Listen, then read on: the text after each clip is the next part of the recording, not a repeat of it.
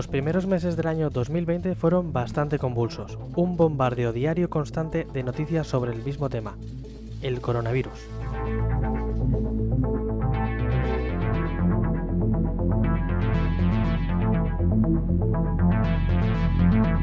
Las unidades que trabajamos en operación y respuesta trabajamos tanto para la situación actual como para cualquier situación hipotética que se pueda plantear.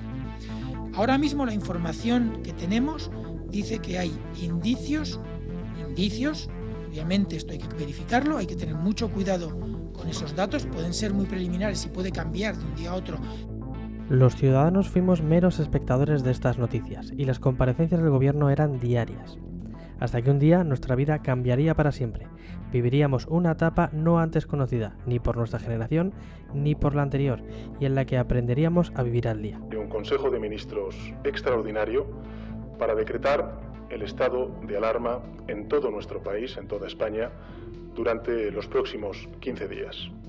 Estas decisiones estarán orientadas a movilizar todos los recursos del conjunto del Estado para proteger mejor la salud de todos los ciudadanos. Han sido y son los científicos y sanitarios los que han sacado adelante la seguridad y salud de todos los ciudadanos, como decía el presidente, con turnos de 24 horas sin descanso, con muchas bajas laborales y una clara descoordinación en un sistema que claramente hace aguas.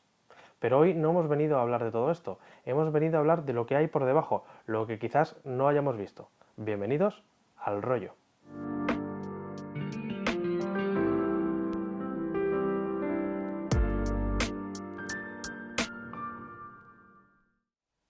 Pero no solamente los sanitarios son los que han estado trabajando al pie del cañón durante lo más duro de la pandemia, durante el primer estado de alarma.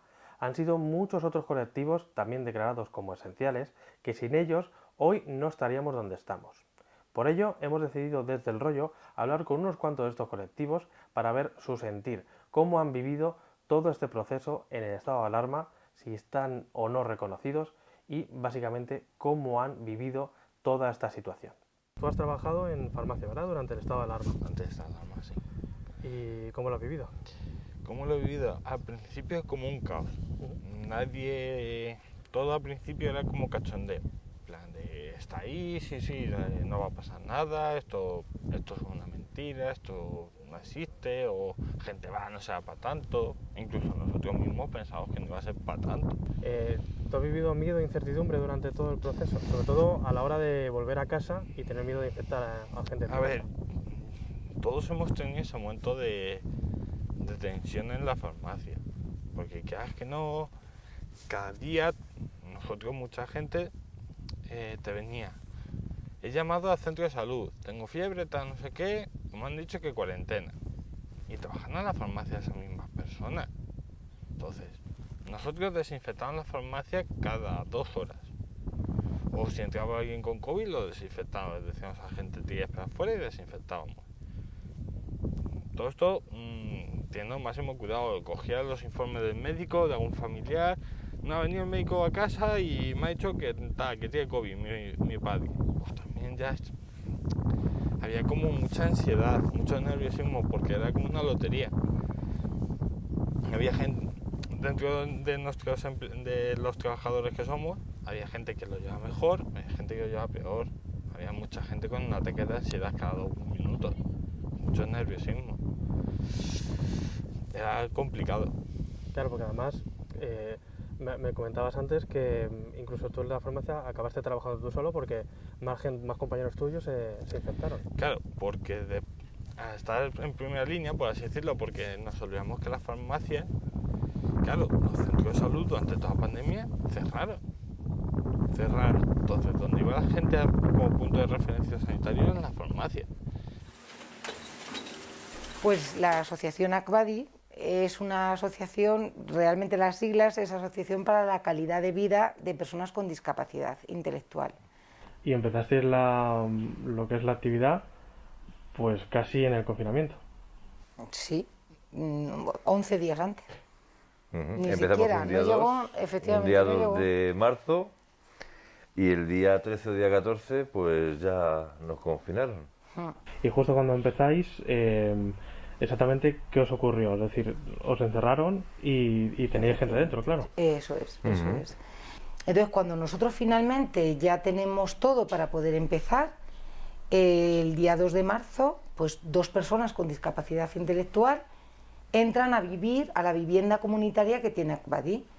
Es una vivienda donde ellos viven de manera independiente y autónoma con el apoyo de profesionales. Entran el 2 de marzo y ya el día 10 empezamos a oír y sabemos que va a haber un confinamiento. A nivel nacional, y entonces, claro. Efectivamente, ya ahí empezamos nosotros a saber que eso va a pasar y se les empieza a preparar a ellos.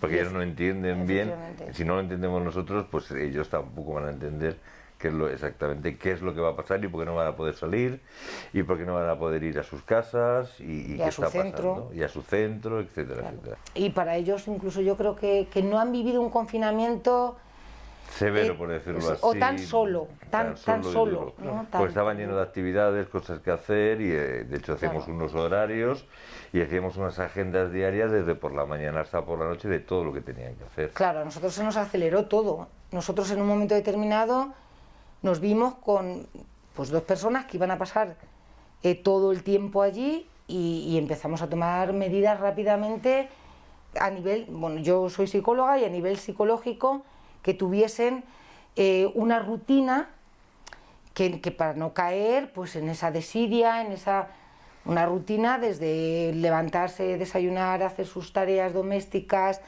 siempre vestidos, evitar cosas que nos decían continuamente pero que eran como lógicas. Estar en pijama, no salir, estar viendo solo televisión, etcétera, claro. ¿no? Sino todo lo contrario. Y nada, pues tú eres digamos que transportista, ¿no? Sí, el sector del transporte y del comercio también, claro. Claro, que tú distribuyes para supermercados, un supermercado muy, muy grande allí en el norte de España, en Asturias concretamente. Sí, exacto.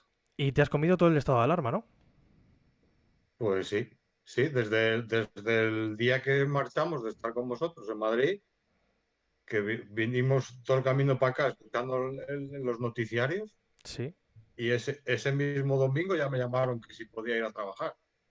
¿Y cómo te lo tomaste? ¿Tenías miedo al principio o al principio no tenías mucha información tampoco? Hombre, información había poca, era mucha, pero no era concreta. O sea, tampoco sabíamos a lo que nos enfrentábamos. Claro. Que dices tú, sí, es una pandemia, pero ¿qué? ¿Qué te afecta? No es un simple catarro, Ya, pero... Sí, pero... Y luego, cuando ya empezás a tener más información, que la cosa parecía más seria, ¿tuviste algún miedo al ir a trabajar o por tu puesto de trabajo creías que es algo más seguro? No, porque en fin, la empresa nos pone los medios adecuados. Entonces, siguiendo lo que más o menos te iban diciendo. Y en realidad nosotros contacto con la gente muy poca, porque yo llego con el camión, descargo en un almacén y me piro. ¿Entiendes? Que no es contacto directo con la gente. Yo puedo estar con la gente, pero vamos, lo que en el tránsito de introducir los palés al almacén. ¿Habéis trabajado las dos durante el estado de alarma o parte del estado de alarma? El primero, me refiero. Sí, en ningún momento somos personal sociosanitario, somos un personal esencial. Pues, esencial, efectivamente. Entonces no hemos parado de trabajar en ningún momento. Sí que es verdad que cuando todo esto empezó pilló de sorpresa a todo el mundo, pero según fue avanzando hay gente que ha tenido sus medios de protección, pero nosotras no. Date cuenta que entramos en los domicilios, o sea, antes nos decías que en nuestro propio domicilio, pero es que nosotros entramos en los domicilios de las personas más vulnerables, que son los mayores. Entonces, claro, entras con una bata de tela. Con esa bata vas a ir a 2, 3 o 4 servicios al día. Como hay mucho asintomático, no sabes dónde lo puedes coger, dónde no. Siempre queda la incertidumbre de ¿lo estaré haciendo bien? Porque llevo la protección que me facilitan. Entonces, claro, es muy complicado. Nosotras somos un trabajo esencial y no estamos reconocidas. Entonces ese es un problema grande, porque la atención domiciliaria es la gran desconocida. Sí. Ha salido a la luz todo ahora, desde el mes de marzo, los sociosanitarios y las sociosanitarias de las residencias, pero nosotras tenemos el mismo papel en un domicilio particular. Y nadie habla de nuestra figura, y es el mismo trabajo, solo que tú irrumpes en un domicilio particular. Con más riesgo todavía. Con mucho más riesgo, claro, porque en un centro se supone que debería de estar muy aislado, muy protegido, muchas pruebas hechas recientes o muy a menudo. Nosotros no nos hacen una prueba nunca, salvo que hayamos estado en contacto con un positivo y nos llame la empresa y nos diga que hemos estado en contacto, claro, y entonces nos van a mandar de cuarentena, sea positiva o sea negativa. Pero no hay ningún tipo de control. Esto no es una circunstancia que sea nueva. La precariedad de los sociosanitarios siempre ha sido reivindicada, pero durante lo más duro de la pandemia se hizo mucho más notable. Algunos se preguntarán cómo se ha gestionado tanto desde la sanidad pública como desde la empresa privada y cómo se han distribuido las distintas subvenciones. Pues veréis, quizás estos audios de WhatsApp, conseguidos y publicados por el diario El País, de la señora Encarnación Burgueño, que era hija de un ex asesor de Isabel Ayuso para la pandemia, la cual recibió órdenes de altos cargos para medicalizar los geriátricos y quien además tenía un afán claro en sacar rédito de su gestión, para así monopolizar la gestión sanitaria de la Comunidad de Madrid en beneficio propio, algo que no es muy honorable. A ver, Operación Bicho al habla. Llevamos en torno a 8.600, yo ya pondría con los que me faltan unos 8.700 abueletes vistos. Joder, como sigamos así, nos vamos a hacer los reyes y los amos de la gestión sociosanitaria de Madrid, Comunidad Autónoma. ¿Vale? Flipo, sois geniales. Vais a hacer que mi sueño se consiga, que es trabajar en el mundo sociosanitario, tener mi propia empresa. Gracias. Muchísimas gracias. Mientras algunas personas se hacían las reinas del mundo sociosanitario y cumplían sueños de tener su propia empresa y poder hacer negocio con la salud de muchos, todos salíamos a las terrazas y balcones a aplaudir a los sanitarios, que son los que realmente estaban salvando vidas.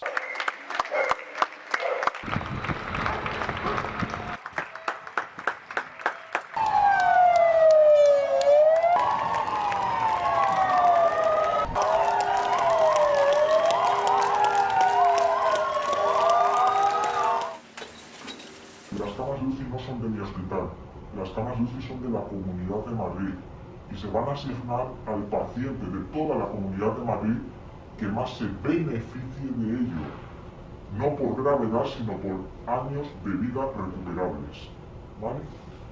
Eso es drástico, esto es horroroso, ¿vale? Ojalá no nos hubiera tocado vivirlo. No se está dando tratamiento a los ancianos de residencias, ¿vale? Ya no se está negando el tratamiento a los ancianos de residencia. Si tienen, se les está dando antibioterapia para infección bacteriana y si es un COVID, mala suerte, ¿vale? ¿Cuál es el caso extremo? El de que se deniegue el ingreso. Y todo el que quede fuera del paréntesis por ese lado, si tiene enfermedad leve, será denegación de ingreso, traslado a casa, mucha suerte, ¿vale? Palmadita en la espalda, o denegación de ingreso, traslado a Dios sabe dónde, y medidas paliativas de confort, porque esto es enfermedad grave, ¿vale? Estos serán pacientes que vendrán saturando mal urgencias, 80 años, 90 años, y que por orden ministerial tendremos que darles de alta a su casa o al circuito de desagüe que se ha vivido. La población, por lo menos vuestros clientes, ¿habéis notado que se han ido reeducando poquito a poco? Nada. Ahora se portan mejor que... Esto es lo que siempre decimos, decía gente, vamos a hacer el confinamiento mejor. Yo lo dudo mucho. Durante el confinamiento la gente estaba muy nerviosa. Aumentó la cantidad de ventas de relajantes, de psicotropos para tranquilizar a la gente. Un montón de gente nerviosa con ansiedades. Muchísima gente con depresión, ansiedad. Aumentó muchísimo. Y ha aumentado, te puedo decir, un 50% de ventas. ¿Qué problemas más graves habéis afrontado en la convivencia, sobre todo en el estado de alarma? Porque luego, tanto antes como después, pues bueno, tampoco era tan restrictivo, pero en ese momento de no poder salir de casa, laboralmente y personalmente, ¿cómo lo afrontasteis? ¿Cuáles son a lo mejor Bueno, peores momentos a lo mejor que habéis? Yo creo que bueno, la sensación de, a ver, el miedo. El miedo a lo desconocido, no sí, sabíamos qué estaba pasando. sí, Yo creo que realmente, más que todo eso. sí, sí. El miedo, para mí creo que hubo dos cosas fundamentales. El miedo a a lo que estaba pasando hasta a dar todo lo posible para que todo estuviese en perfecto estado y principalmente que las personas que estaban con nosotros no sintieran en ningún momento ese miedo. Entonces, como tú como profesionalmente y personalmente tienes, yo creo que como todos, como lo vivimos todos, Mm, miedo, ansiedad, ver cada día las cifras, además saber que precisamente residencias, servicios sociales era uno de los mayores afectados y tú trabajas en eso y te dedicas a eso, pero la sensación de protección hacia las personas con las que estás y que ese miedo ellas no deben de vivirlo porque tú tienes que darles ese sitio de tranquilidad, lo que mm, te decía de crear esas agendas para que todo esté normalizado, para y, que todo tengan esa y que rutina. sintieran una parte de hogar. Hay que tener en cuenta que ahora que hemos pasado, sobre todo, ¿no?, la primera oleada y nos hemos dado cuenta de lo que es ir a trabajar y meterte en casa, volver a trabajar, meterte en casa, ir a comprar, meterte en casa, pero no somos conscientes de la cantidad de gente que vive confinada los 365 días del año, aunque no haya pandemia, por vivir en un cuarto sin ascensor, nada más. Y eso lo vemos así, porque lo vemos a diario, que te están esperando para bajar a dar un paseo, porque solo no pueden. O gente que está de salud mental, eso es horrible para ellos. O sea, es un confinamiento, doble confinamiento. No, es muy duro. Claro, es durísimo. Claro, nosotras pedimos por lo nuestro, está claro. Ahora que ha quedado también muy evidente cómo se vive en una residencia, ¿no? Se supone que es donde vamos a pasar nuestros últimos años de vida y es donde mejor teníamos que estar, porque es que es una residencia, no es una cárcel, es una residencia, donde va a haber un residente y donde tú tienes que tener todas tus comodidades, una cama limpia, una ducha diaria, tu ropa limpia, tu comida, tu cena, tu rato de ver la televisión, de tener un contacto con otras personas, y ese paso hay que darle siempre. Casi siempre, en los últimos años de vida, casi siempre hay que darle. Pero nosotras somos las que prolongamos la estancia en el domicilio. Que todo el mundo, hay que cuidar a todo el mundo, a todos los trabajadores, pero es lo que decíamos antes, ¿no? ¿Quién cuida a la cuidadora? ¿Quién cuida al cuidador? Nosotras pedimos una infraestructura que por ley nos merecemos. En un hospital hay una grúa, en una residencia hay una grúa. Nosotras tenemos nuestros brazos. Y bueno, cuéntame un poco también, desde el día a día en el trabajo, porque me ha pasado algunos vídeos desde el camión que se ve Sí, totalmente desértico, que parece una película sí. completamente. No, no, era talmente como una película, pero talmente, ¿eh?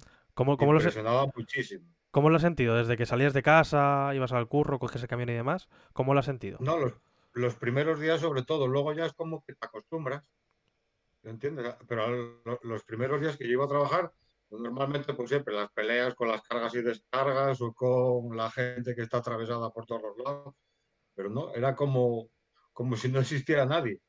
O sea, no había nadie, no había nada, ni coches circulando, ni gente atravesada, ni nada. Ibas tú solo, había cachos, ya viste las fotos que te puse que por la autopista, Ujú.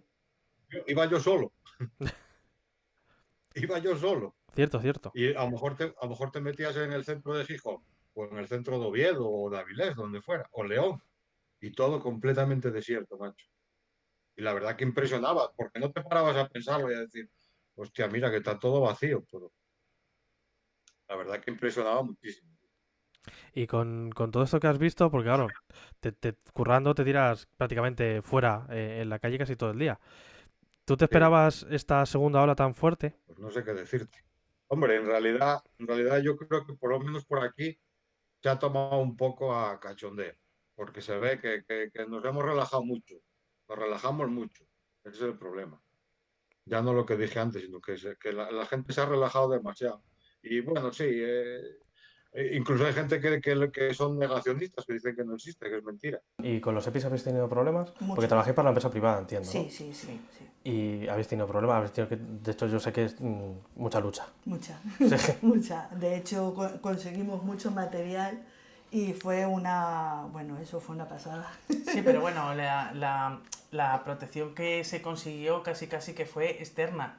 No, No total, por, claro, han sido no por parte donaciones. de la donaciones. empresa, han sido donaciones de gente que, bueno, pues un poco de oídas cuando vas a los familiares, que no tenéis batas, pues batas de plástico, batas hechas con las telas de las cortinas de las bañeras. Todo esto de la COVID ha dejado al descubierto todos los problemas que tenemos nosotras en nuestro sector, que hay muchos problemas, ¿no? Pero aquí lo ha dejado totalmente en evidencia y es porque el modelo hace aguas desde hace muchísimo tiempo, porque prima el dinerito antes que la salud de todos.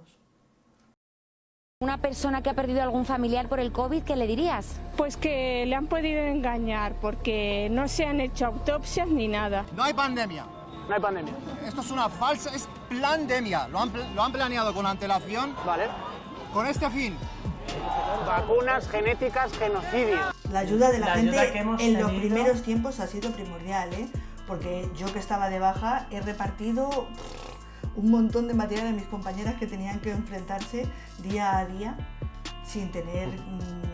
la empresa por aquel entonces nos daba 2 mascarillas. Y otra bata más, a 15 días. O sea que las instituciones no fueron, sino que fueron los estamentos privados y las personas las que realmente nos nutrieron de lo que necesitábamos. La verdad es que sí.